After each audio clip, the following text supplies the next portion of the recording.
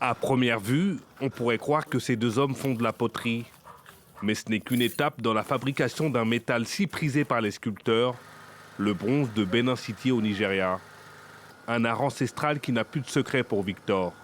Âgé de 45 ans, il a été formé par son père dès son plus jeune âge. La première étape consiste à obtenir le noyau. Ensuite, nous utilisons notre cire pour détailler tout ce que nous voulons sur le noyau. Après cela, nous utilisons la terre mère pour recouvrir le noyau.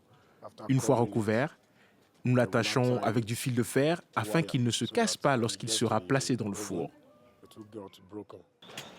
Après un court temps de refroidissement, le paquet est déterré puis éventré pour laisser apparaître la tête d'un roi antique nigérian.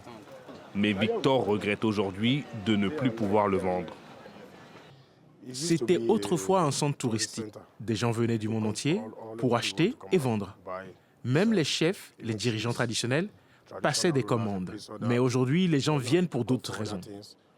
La sculpture de Victor finira probablement dans l'une de ces nombreuses boutiques d'artisanat qui ont fleuri dans les rues de Benin City. De l'autre côté de la ville, Kelly se veut ambitieux.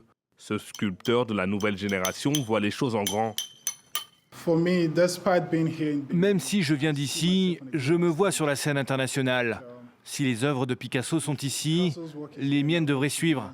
C'est comme ça que je pense, alors je travaille pour atteindre ce niveau. Benin City est réputé depuis des siècles pour être le cœur de la fabrication artisanale d'objets en bronze.